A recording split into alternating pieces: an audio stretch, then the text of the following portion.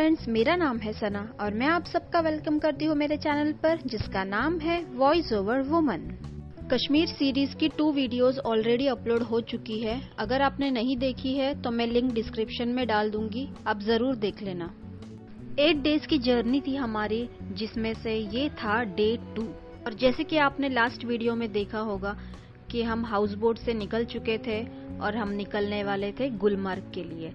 तो 10 o'clock को 10 AM को मॉर्निंग में हम निकल गए गुलमर्ग के लिए। और जैसे ड्राइवर ने कहा था कि विद इन 2.5 hours हम पहुंच जाएंगे, बट विद इन 2 hours हम पहुंच गए वहां पर due to less traffic. Gulmarg में बेसिकली हमें स्नो मिलने वाली थी, तो इसलिए हमें तनमर्ग में रुकना पड़ा। वहां पर हमने रेंट पे जैकेट्स एंड बूट्स लिए, जो कि कंपलसरी है स्नो में एंटर होने के लिए, अदरवाइज आपकी जो कपड़े हैं वो गीले हो जाते हैं स्नो में। इसीलिए हमें वो लेकर फिर आगे हम निकल गए गुलमर्ग के लिए। हम ये गुलमर्ग ही है। जैसे हम एंटर हो रहे थे गुलमर्ग में, स्नो कवर्ड माउंटेन्स दिखने लगे। ये सारे हाउसेस जो मोस्टली ग्रीन रूफ कवर्ड थे, बहुत अच्छे लग रहे थे। और जो श्रीनगर से गुलमर्ग की जर्नी थी वो भी बहुत अच्छी थी। ट्विस्ट एंड टर्न्स थे काफी तनमर्ग से गुलमर्ग पहुंचने के लिए। और हमसे हमारे ड्राइवर ने कहा कि जब हैवी स्नोफॉल होता है गुलमर्ग में, तो तनमर्ग से ही हम, ये जो गाड़ी है हमारी वो नहीं जा सकती, नॉर्मल कार्स नहीं जा सकती। तो चेन्ड व्हीकल्स होते हैं, टायर्स में उनके चेन लगे होते ताकि वो स्नो को क्रॉस करके आगे जा सके, तो वो करना पड़ता है। बट थैंकफुली इतनी स्नो तो नहीं थी, तो हम हमारी कार में ही चले गए। ये जो आप देख रहे हो वाइट ये सारा स्नो ही है जो पहले गिरा हुआ था गुलमर्ग में। बहुत सारे पाइन ट्रीज देखने के लिए मिले, बहुत टॉल है ये और बहुत ब्यूटीफुल दिखते हैं। टेम्परेचर बहुत ही लो था गुलमर्ग में compare to Srinagar, but sunshine अच्छा खासा हो रहा था, जिस वजह से धूप निकली हुई थी और ठंडी बिल्कुल भी फील नहीं हो रही थी। सारे ब्रेथ टेकिंग व्यूज है गुलमर्ग में। आपको अगर सारा गुलमर्ग घूमना है तो आप ATVs भी हायर कर सकते हैं या हॉर्सेस भी हायर कर सकते हैं।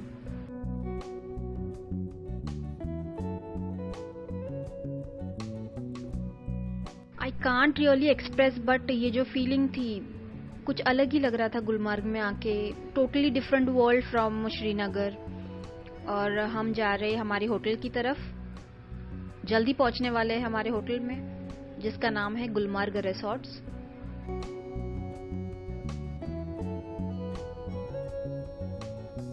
तो ये रहा गुलमर्ग रिसोर्ट। ये एक 3 स्टार होटल है। और होटल में जाके हमने अपना बैगेज ड्रॉप किया और जल्दी से हम निकल गए गोंडोला राइड लेने के लिए। Gondola ride basically cable car होती है जो हमें 10,000 फीट ऊपर लेकर जाएगी स्नो कवर्ड माउंटेन्स की तरफ, जिसे कहते हैं फेज 1।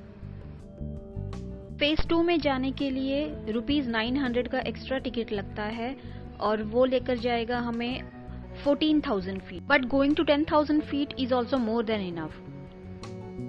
ये गोंडोला राइड का एंट्री स्टेशन है। यहाँ से अंदर जाकर बहुत लंबी लाइन थी। मेक माई ट्रिप की तरफ से ये गोंडोला राइड हमारे लिए टोटली फ्री था। इसकी कॉस्ट है ₹740 पर पर्सन। स्लोली एंड स्टडीली हम पहुंच गए थे गोंडोला की तरफ। ये भी हमारा न्यू एक्सपीरियंस था और काफी अच्छा रहा ये एक्सपीरियंस भी। ये गोंडोलास काफी नॉर्मल स्पीड पे मूव होती रहती है और मूविंग कंडीशन में ही हमें इसमें चढ़ जाना होता है, बट काफी नॉर्मल स्पीड है तो इजीली हम चढ़ सकते हैं, कुछ घाई वगैरह करने की जरूरत नहीं है। तो 2 सीट्स रहते हैं अपोजिट टू ईच अदर।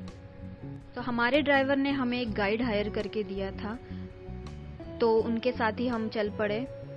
उन्होंने पूरा गुलमर्ग हमें दिखाया, हमारे पिक्चर्स एंड वीडियोस भी क्लिक किए। 7 मिनट्स लगे हमें 10,000 फीट फेज 1 पहुंचने के लिए। और जो व्यू था वो तो I can't express in words. बहुत ब्यूटीफुल व्यू था क्योंकि स्नो दिख रही थी, कुछ हाउसेस भी दिख रहे थे, pine trees all around, and as you can see बाजू से दूसरे गोंडोलास भी जा रहे थे। बहुत ही यूनिक एंड अमेजिंग एक्सपीरियंस था।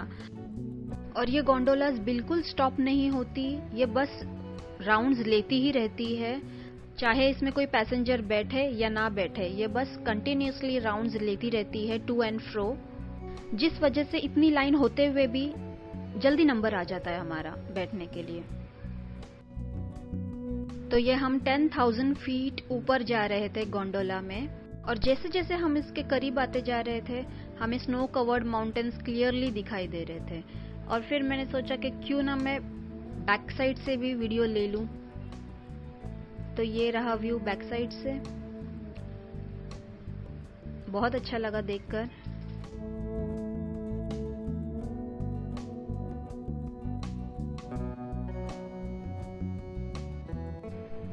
ये जो हाउसेज है ये शेफर्ड्स हाउसेज है, और हमारे गाइड ने हमें बताया कि विंटर स्टार्ट होने से पहले ही ये कहीं पे शिफ्ट हो जाते हैं, क्योंकि इतना ज़्यादा हेवी स्नोफॉल होता है यहाँ पर कि वो लोग नहीं रह सकते यहाँ पर।